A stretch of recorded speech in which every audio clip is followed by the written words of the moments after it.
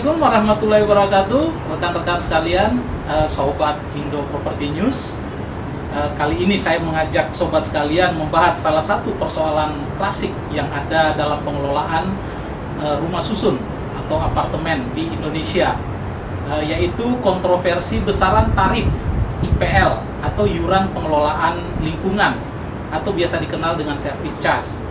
IPL adalah biaya maintenance yang meliputi pengelolaan dan perawatan gedung yang ditanggung secara gotong royong oleh pemilik dan penyewa apartemen. Namun sejatinya IPL tidak bersifat komersial.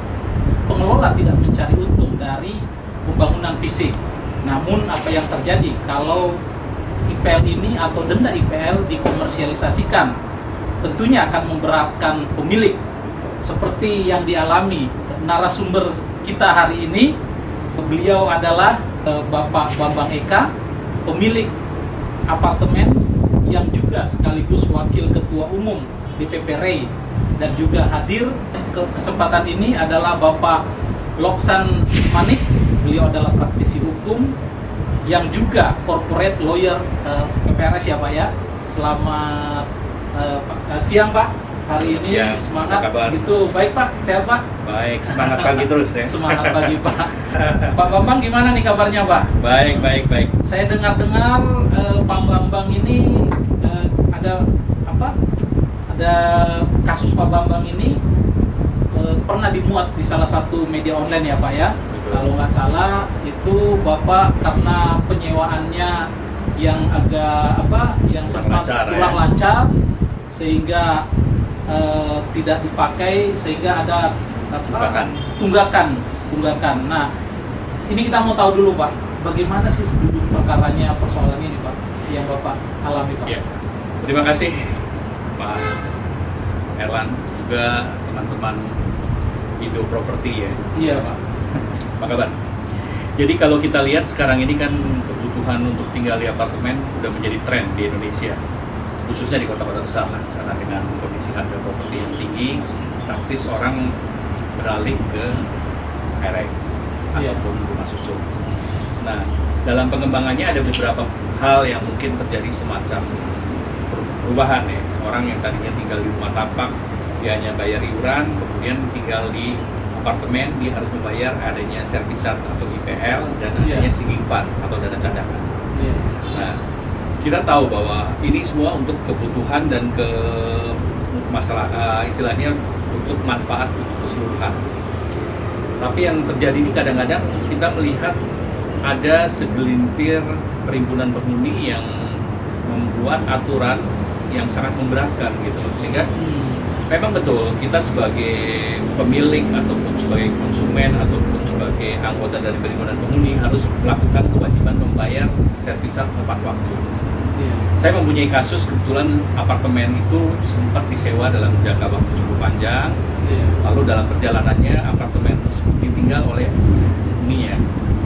Dalam hal itu adalah penyewanya. Kemudian karena kelalaian saya juga itu tidak tertangani, brokernya juga sudah tidak beristilahnya berkepentingan lagi, tidak ada yang ngurus gitu. Sempat sampai dalam waktu hampir 5 tahun. 5 tahun Pak. Jadi Bapak nggak pernah nengokin itu? Nggak pernah tengok, dan kita juga nggak pernah memperoleh istilahnya kemanfaatan dari apartemen itu secara ekonomis. Sorry Pak, waktu Bapak sebelum 5 tahun itu apa ada korespondensi dari PPRS, PPRS atau pengelola yang mengingatkan kita kan? Nah, justru itu yang saya sayangkan. Jadi selama 5 tahun itu praktis kita nggak dapat pemberitahuan, kita tidak pernah dapat satu lembar surat apapun juga. Dan kemudian terjadi pergantian kepengurusan, karena kan kepengurusan itu berjalan hanya per 3 tahun. Jadi ini mungkin sudah melalui 2-3 periode kepengurusan. Nah, kemudian pada saat kami menyadari, kami melihat bahwa itu adalah satu kelalaian kami. Jadi kita waktu itu di bulan Februari berusaha untuk menghubungi PPRS, kemudian mereka menghitung kewajiban yang kita harus bayar. Nah, perlu digarisbawahi bahwa apartemen ini adalah apartemen non fasilitas lift, karena hanya 5 lantai lah, karena yang paling bawah untuk fasilitas umum, kemudian 1 sampai dengan 4 untuk hunian. Jadi apartemen ini hanya dikelola untuk orang-orang yang masih sehat ya, naik turun tangga, kemudian tanpa lift. Ini tanpa lift, Pak? Tanpa lift. Jadi Pak. hanya menggunakan tangga, lalu fasilitas yang didapat ya hanya penerangan aja kan. Sorry Pak, ini apartemennya ini sekitar di daerah mana Pak? Ini di sekitar Cengkareng, Jakarta Barat. Jakarta Barat, iya. Nah, kemudian kita melihat bahwa oke, ada semacam kewajiban yang saya harus penuhi selama 5 tahun itu. Mereka menghitung total itu 27 juta sekian. 27 juta. Ya, padahal dalam rentang waktu kapan itu, Pak? 5 tahun. 5 tahun ya. Nah, padahal apartemen itu kalau dijual nilainya hanya sekitar ya 150 lah saya rasa ya, karena Iya. apartemen itu kan apartemen non lift, kemudian di pinggir Jakarta, Iya. tanpa fasilitas yang luxurious ya, tapi merupakan Iya. apartemen dalam tanda petik untuk menengah. Ke bawah. Saya tanpa melakukan negosiasi, tanpa berusaha menawar, walaupun itu sebenarnya hak saya, karena Iya. kan saya tidak mendapatkan keuntungan secara ekonomis, Iya. membuat satu cek untuk membayar 27 juta sekian itu tanpa menawar. Jadi itu ini Pak, sorry, itu dia punya denda itu Pak. 27 juta itu bukan, itu pokoknya. Pokok, Iya. pokok dari 5 tahun itu. Ya, nah, karena saya pikir kewajiban saya paling utama membayar pokok dulu kan. Iya. Saya tidak menawar, saya tidak bernegosiasi mengenai installment ataupun angsuran. Saya berusaha untuk membayar kontan yang nilainya kurang lebih ya 1/4 dari apartemen itu kan. Tapi Iya, iya. saya merasa bahwa ini adalah kesalahan saya bayar nih tanpa nawar nih. Apartemen itu Bapak dulu beli dari mana Pak? Dari lelang, harganya hanya 34 juta. Oh, Bapak beli dari lelang Dengan tahun 2000-an sekian lah. 2000 sekian. Harganya 34 juta. 34 juta. Saya Iya. membayar 27 juta pokoknya. Karena Pokoknya, saya ya. merasa ya itu adalah hal yang memang kewajiban saya Iya. dan itu merupakan hak dari PPRS. Iya. Lalu denda saya pikir nanti kita akan nego. Ternyata saya ditolak untuk membayar pokoknya.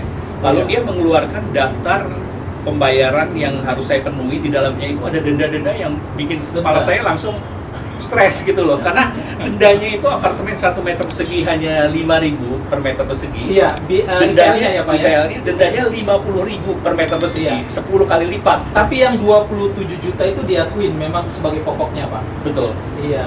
Terus dia ada bunga. Sebenarnya bukan bunga ya, Iya, denda kan. Denda. Nah, kemudian saya akan berusaha nego dendanya karena angkanya fantastik, tapi saya Berapa, Pak?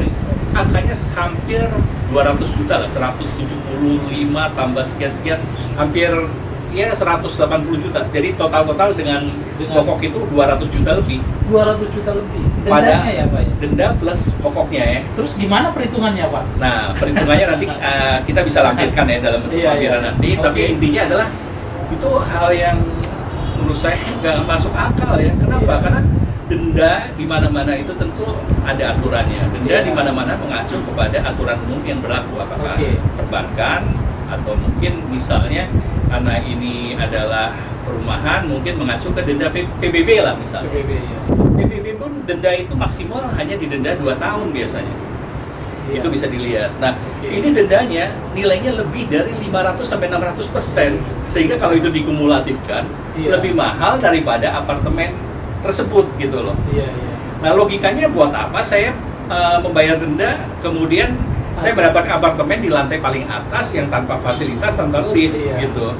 Dan belum tentu dijual harganya bisa segitu Pak. Betul. Nah, makanya Iya. kita berusaha melakukan pendekatan-pendekatan tapi rasanya kok menemui jalan buntu. Jalan buntu ya. Nah, sekarang sebagai praktisi hukum, gimana Pak Aloksen melihat kasus ini dalam perspektif hukum Pak?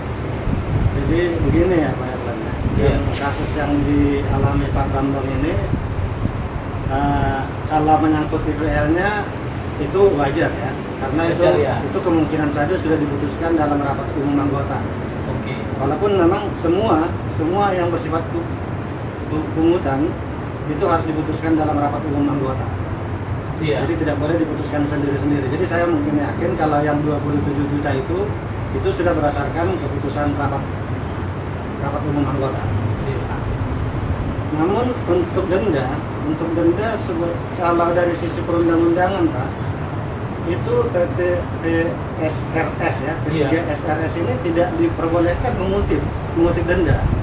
Karena kewenangan mereka itu hanya mengutip IPL. Iya. IPL ini yang seperti disampaikan oleh Pak Bambang tadi, yang keperluannya hanya untuk merawat bangunan itu saja. Iya. Kalau ada pun kelebihan dari situ, itu akan dimasukkan ke sinking fund yang tadi itu iya. untuk perawatan yang jangka panjang. Aturan mana Pak yang tidak memperbolehkan mereka mengutip denda? Denda itu kan udah termasuk dalam, kan punya house rule ya Pak ya, aturannya untuk itu. Jadi kalau untuk P3 SRS ini kan sudah ada perundang-undangan yang mengatur, mulai dari undang-undang rumah susun, peraturan pemerintah, bahkan sekarang udah ada peraturan pemerintah tahun 2021 tentang rumah susun ini, sejak adanya Undang-Undang Cipta Kerja ini, kan gitu kan. Betul. Nah, jadi itu dibuat mengakomodir. Nah, selain peraturan pemerintah, ada juga lagi peraturan Menteri PUPR yang khusus diperuntukkan untuk P3 SRS ini. Dan di situ sudah diatur semua apanya. Anggaran dasarnya dan anggaran rumah tangganya sudah dibuat dalam bentuk baku gitu. Jadi tinggal memasukkan namanya saja. Di situ tidak ada ketentuan tentang denda diatur di situ. Sanksi yang dimaksud di situ adalah bukan sanksi denda. Sanksi itu adalah penghentian pelayanan dalam peraturan menteri itu. Misalnya apalah pelayanan yang didapatkan oleh anggota atau penghuni ini, itu yang dihentikan, bukan berupa denda. Nah itu dalam peraturan menterinya. Dalam peraturan gubernur lagi, peraturan gubernur DKI Jakarta yang dibuat tahun 2019 ya, itu secara jelas juga diatur bahwa kewenangan P3 SRS itu adalah melakukan pemungutan IPL sesuai dengan rapat umum anggota. Tidak ada juga mengatur denda di situ. Nah, bahkan kalau seperti Pak Bambang ini, misalnya tadi ada 5 tahun katanya tidak pernah bayar. Nah, ini kan tentu ada permasalahan hukum yang sebenarnya harus dipertanyakan gitu. Kenapa Pak Bambang ini sampai 5 tahun tidak mengetahui ada tunggakannya seperti itu? Oke, kalau kita dengar tadi karena ini selama ini diurus oleh broker kan gitu. Nah, tapi P3 SRS yang melihat ada tunggakan IPL seperti ini harus memberikan peringatan kepada anggota penghuni ini kan gitu Pak? Iya, pemilik ya. Nah, pemilik atau penghuni kan gitu. Kalau Pak Bambang ada telepon atau warning dari sama sekali nggak ada. Jadi kami yang berinisiatif secara aktif mendatangi PPRS itu. Dan sebenarnya yang lucu begini loh, kami itu walaupun misalnya undang-undang belum mengatur secara pasti rigid ya, syarat denda ya. Asalkan denda itu memenuhi akal sehat, kemudian juga mematuhi aturan umum yang berlaku ya. Kewajaran ya Pak ya. Nggak keberatan lah apakah memang gitu ya. Tapi kalau ini sampai 500%, kemudian nilainya membengkak sampai lebih mahal daripada nilai apartemen, itu kan satu hal yang menurut saya mengada-ada. Justru makanya ini yang kami coba perjuangkan. Kenapa? Karena kalau PPRS itu punya kepentingan, lalu punya pengurus-pengurus yang mereka secara berkelompok membuat aturan sendiri, Anda bisa bayangkan bahwa ada ratusan unit PPRS yang sekarang ini ada di Jakarta dan nanti akan menjadi ribuan. Ini menjadi contoh kan, panutan bahwa semua orang boleh membuat aturan apa aja, dan aturan itu kalau nggak ada seorang pun yang berani bersuara, ya itu menjadi satu hal yang terjadi ya. Dan kita kalau bicara mengenai denda, tentu sebenarnya harusnya mengacu ke aturan perbankan dong, misalnya bank atau misalnya PBB lah gitu loh. Tapi kalau ini nilainya fantastik sekali. Dan Pak, dasarnya itu adalah bukan dari rapat umum anggota, tapi mungkin kesepakatan antara pengurus, atau mungkin mereka masukkan dalam tata tertib. Tata tertib itu kan posisi paling bawah, harusnya mengacu ke dalam di atasnya. Dalam surat ada nggak Pak? Merifer apa itu? Suratnya ada. Jadi itu dia mengacu kepada, kalau nggak salah saya agak undang-undangnya sih nggak ada ya, tapi mereka mengacu bahwa itu merupakan semacam kesepakatan antar penghuni. Nah, kalau kesepakatan itu kan harusnya dituangkan antar penghuni. Antar penghuni berarti antar ada penghuni rapat dan dong? pengurus, Pak. Nah, ya kan ini telah dirapatkan pengurus dan pengawas. Jadi ini hanya disetujui oleh segelintir orang nih. Hanya pengurus dan pengawas. Sedangkan aturan itu, walaupun mereka punya hak untuk membuat aturan yang secara kelompok gitu ya, agak berbeda, tapi kan tetap harus mengacu ke undang-undang di atasnya. Iya. Nggak mungkin dia membuat aturan yang nyeleneh sendiri dan itu harus dipakai gitu loh. Karena sangat-sangat tidak masuk akal 50.000 per meter persegi dendanya untuk apartemen tanpa lift di pinggir kota Jakarta tanpa fasilitas gitu loh. Sedangkan apartemen di tengah kota Jakarta aja cuma 10-15.000 gitu loh. Iya. Iya kan? Lalu Iya. sampai hampir 1,5 kali dari harga apartemen itu denda itu kan saya jadi merasa bahwa pengurus dan pengawas ini sebenarnya punya kesepakatan apa? Apakah ingin semua unit yang tidak bayar denda disita oleh mereka, kemudian mereka akan kelola? Nah itu kan menjadi pertanyaan lagi, ada motif tertentu kan misalnya, atau itu akan menjadi semacam presiden kan? Nanti kalau dia berhasil dan ini sukses, ya semua apartemen akan disita gitu loh, dengan cara yang seperti ini. Gitu. Pak Loksen, apakah Bapak melihat denda ini wajar, Pak? Terus kalau enggak, bagaimana Pak? Sebetulnya harus dalam kasus seperti ini, bagaimana penerapan istilahnya mungkin sanksi atau denda itu? Nah, jadi gini, kalau untuk P3SRS ini, denda ini sangat tidak wajar dulu. Oke, kita anggap dulu nilai dendanya dulu ya, seperti yang disampaikan oleh Pak Bambang ini. Nilai denda ini sangat tidak wajar. Kalau tadi dipakai rujukan misalnya PBB, dendanya ada. Gitu kan, ada ditentukan dan maksimumnya juga ada batasnya kan gitu. Kemudian misalnya penarikan iuran juga yang lain, BPJS misalnya. BPJS kan kalau kita terlambat juga ada denda, tapi ada maksimalnya. Maksimal denda itu misalnya 30 juta gitu. Jadi misalnya dia nunggak sekian lama juga ya maksimalnya hanya 30 juta. Tidak boleh melampaui dari situ. Nah, itu sudah diatur secara khusus dalam perundang-undangan. Dan BPJS misalnya dia selalu langsung memperingatkan kepada kita kalau kita belum bayar iurannya. Jadi komunikasi tentang peringatan ini berjalan gitu, sehingga pihak yang mau dikenakan sanksi juga ini akan mengetahui, oh ya kalau saya sudah diperingatkan, kalau saya tidak bayar saya tentu akan kena sanksi. Nah, peringatan 1, peringatan 2, peringatan 3 gitu ya. Bapak dia ada? Tidak ada sama sekali. Nah, itu sebenarnya syarat yang harus dijalankan oleh P3SRS ini dalam menerapkan sanksi kepada pemilik ataupun penghuninya. Tapi saya tetap tidak setuju kalau sanksi yang dimaksud adalah denda. Karena denda ini tidak diperkenankan. Tidak ada ketentuan dalam P3SRS ini untuk mengenakan sanksi denda terhadap penyewa yang tidak membayar DPL. Terus apa dong Pak? Kalau semuanya orang yang tidak bayar DPL dalam waktu yang lama, terus apa ya dendanya gitu loh? Apa yang ini? Jadi sanksi yang mereka terapkan di situ tadi, pertama dari kalau kita rujuk kepada peraturan menteri, sanksi yang mereka terapkan adalah penghentian pelayanan.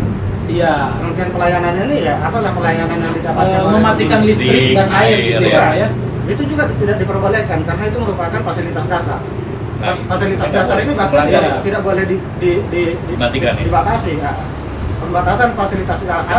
Ada surat edaran Gubernur DKI tentang itu yang melarangkan yang melarang pemutusan fasilitas dasar jika ada penghuni tidak bayar IPL gitu. Ada Pergub DKI nomor 133 tahun 2019 itu justru dibuat menambah satu pasal. Tambah satu pasal 102C kayaknya ditambahkan khusus untuk seperti ini. Bahwa P3SRS ini dalam keadaan terjadi perselisihan dengan penghuni atau pemilik, dia tidak boleh melakukan pembatasan fasilitas dasar. Itu secara jelas. Jadi aturan tidak ada denda ya kalau ini ya. Tidak ada denda. Tapi kalau itu diatur dalam house rule-nya tidak bisa Pak, karena dia bertentangan sama peraturan yang lebih tinggi. Segala hal menyangkut peraturan ini harus diputuskan dalam rapat umum anggota. Nah, rapat umum anggota ini melihat bahwa kebutuhan untuk perawatan bangunan ini servisnya adalah sekian. Jadi bukan tujuan untuk memperkaya P3SRS ini.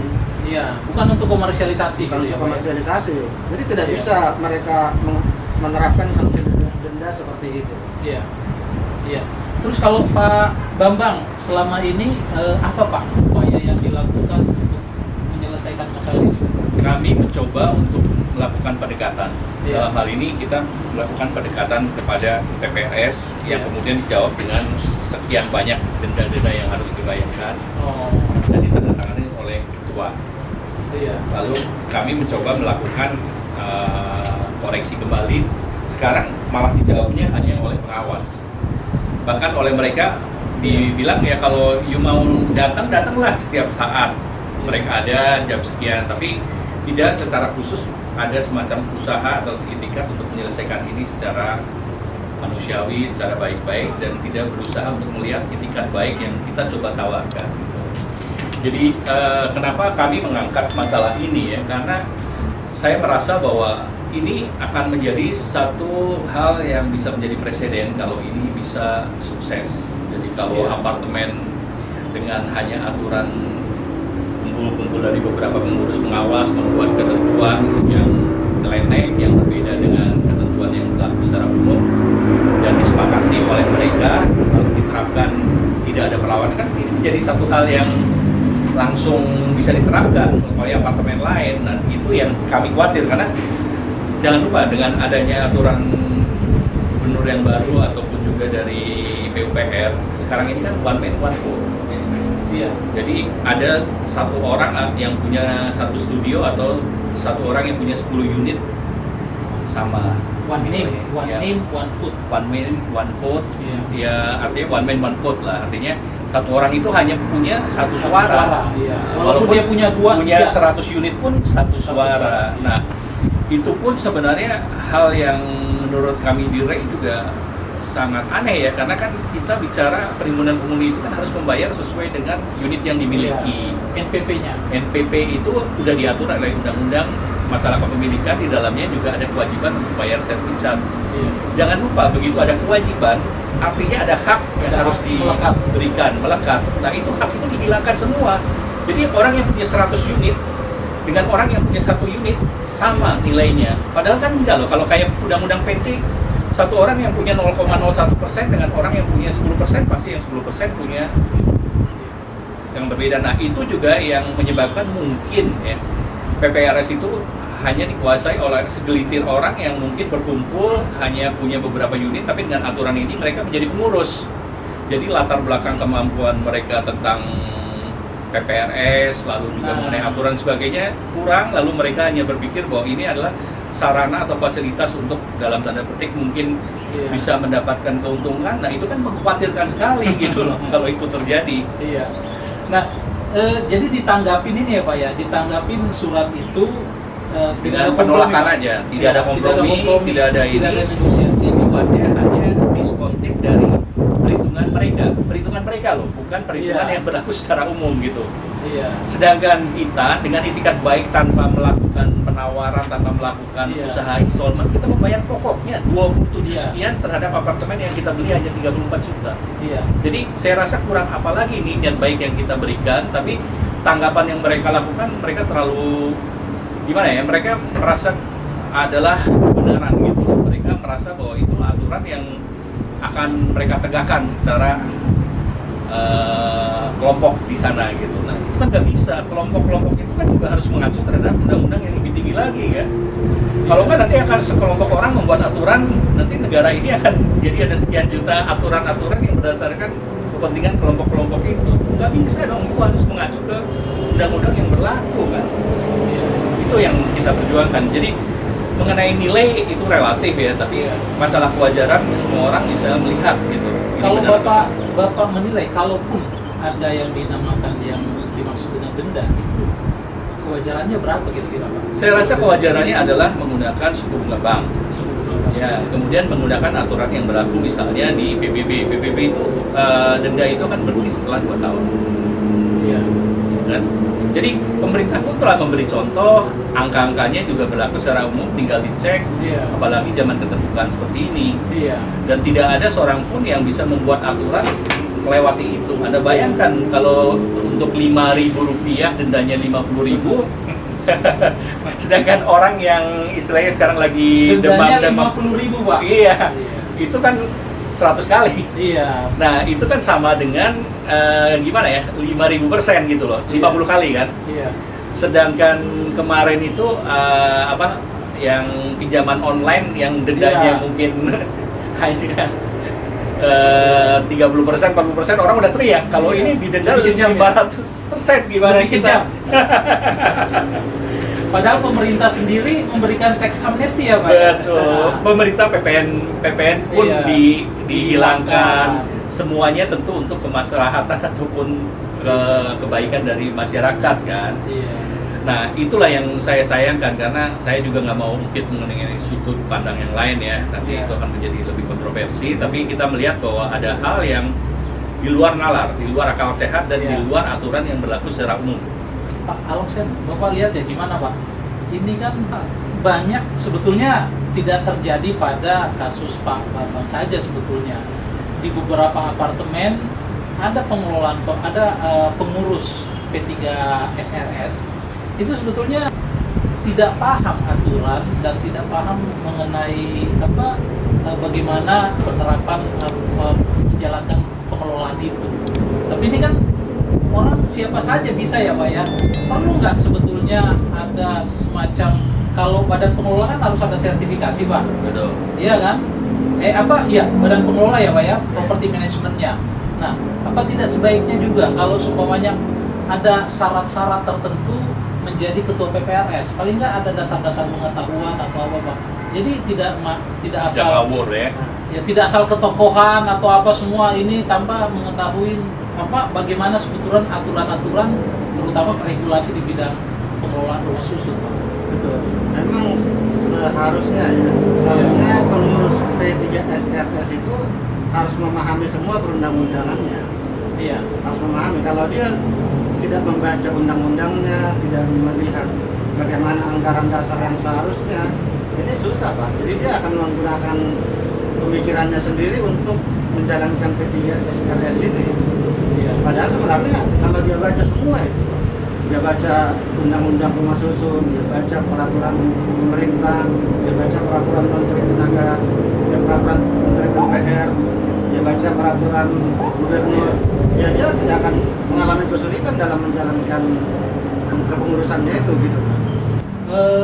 Pak, ini kalau sumpamanya dalam surat itu, kalau sumpamanya Bapak tidak memenuhi denda itu, apa yang Konsekuensi apa? Iya, konsekuensinya apa? Itu Yang disampaikan. tidak disampaikan secara jelas, tapi Iya. tentu secara gamblang udah jelas bahwa listrik, air dan segala fasilitasnya saya kan udah dimatikan. Kan udah lama Pak Akses dipakai. ya udah dimatikan, otomatis Iya. secara ekonomi saya udah nggak mungkin bisa memenuhi istilahnya menggunakan itu untuk disewakan atau untuk kegiatan yang lain. Iya. Itu satu. Terus yang kedua, dengan besaran denda yang begitu tinggi, Iya. saya rasa mereka tinggal selangkah lagi kemudian menganggap bahwa saya berutang sebesar itu dan apartemen itu bisa di take over walaupun itu tidak tersurat gitu ya. Nah, itu yang saya harapkan bisa kita educate, karena jangan sampai nanti kasus ini menjadi presiden kemudian menjadi aturan dipakai oleh apartemen-apartemen yang lain, sedangkan teman-teman di Indo Property ini kan sebagian besar mungkin akan tinggal di apartemen juga. Jadi ini adalah hal yang harusnya kita pelan-pelan educate sehingga punya satu aturan baku di mana orang tinggal itu punya hak, punya kewajiban. Kemudian kalau ada pelanggaran, ada denda yang memang harus secara normatif itu diatur dan dibuat sewajarnya gitu ya. Iya. Saya nggak bilang bahwa denda itu nggak boleh, tapi denda itu harus dilakukan dengan kriteria yang transparan dan wajar. Oke. Emang Pak Aloksen ada perangkat hukum atau kebijakan kalau seumpamanya orang seperti di Singapura ya, kalau memang denda itu istilahnya IPL tidak dibayar, iya IPL tidak dibayar dalam masa tertentu, itu kan bisa langsung dilelang di kalau di luar negeri ya Pak ya, di Malaysia setahu saya dilelang nanti di Singapura itu bisa dilelang. Nah, bagaimana dengan di Indonesia? Bisa nggak juga diterapkan seperti itu? Kalau perangkat hukumnya di Indonesia belum mengatur seperti itu Pak. Iya. Kalau kasus Pak Bambang itu diapain Pak? Kasus Pak Bambang ini yang saya bilang ya tetap harus diselesaikan dulu secara musyawarah. Diberitahukan bahwa Pak Bambang ini mempunyai tunggakan IPL sebesar sekian. Iya. Itu kalau misalnya Pak Bambang ini tidak bersedia membayar, mereka akan membawa ini ke pengadilan. Oh. Di pengadilan kemungkinan unitnya ini bisa diletakkan sita jaminan untuk nanti membayar tunggakan ini. Gitu. Iya. Itu prosesnya. Bukan langsung di take over gitu, tidak. Tetap dia dilelang untuk memenuhi kewajibannya itu gitu. Iya. Hanya tentu kalau dalam kasus saya tentu berbeda ya, karena Iya. saya bahkan secara sukarela volunteer menghadap ke perhimpunan yang baru. Betul. Kemudian mereka menghitung ada kewajiban yang harus dibayar 27 juta sekian.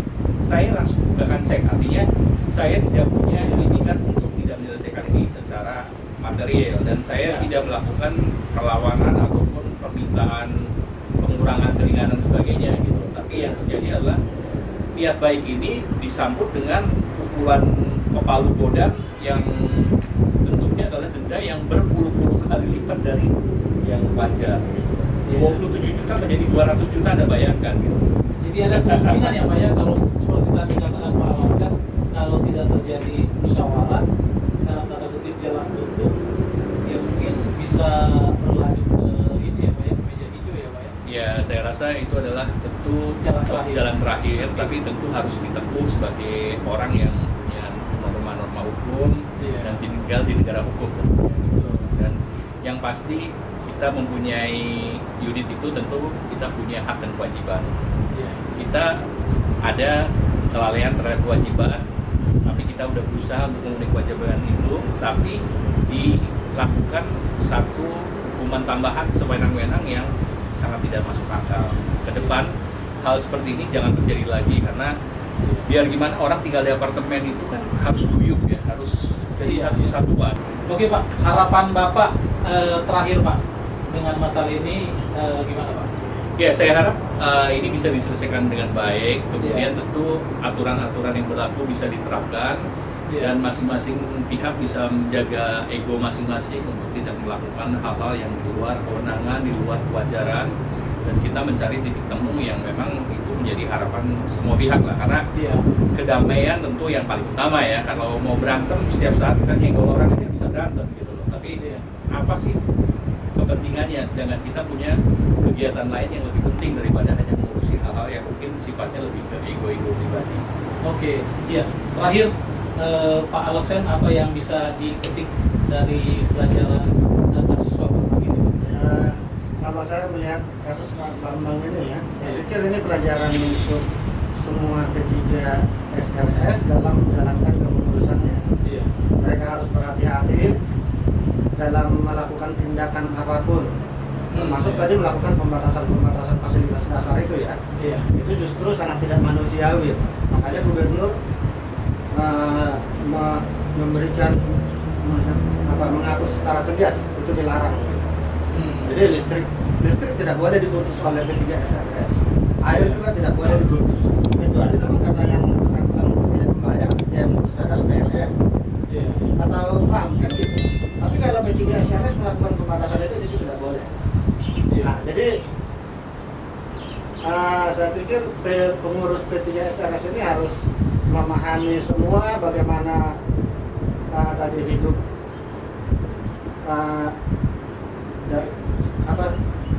dalam satu tetangga yang guyup seperti itu, sehingga jangan malah P3 SRS ini menimbulkan kegaduhan gitu loh Pak. Iya. Itu harapan saya. Iya, terima kasih Pak Bambang. Mudah-mudahan pembicaraan kita hari ini bisa memberi pelajaran berharga bagi teman-teman Sobat Indo Property News, bahwa hidup di apartemen itu harusnya memang penuh tegang rasa, dan aturan-aturan yang kalau ada perselisihan atau ada case seperti Pak Bambang, sebaiknya dimusyawarahkan dulu Pak ya. Tidak ada yang bisa dan kalaupun menerapkan denda ya seharusnya ada kewajaran, tidak seperti kasus Pak Bambang ini dendanya itu lebih mahal daripada harga apartemennya, unit apartemennya. Itu kan tidak wajar. Terima kasih rekan-rekan sekalian, mudah-mudahan kita bisa jumpa lagi dengan tema-tema yang menarik. Sekian dan terima kasih. Assalamualaikum.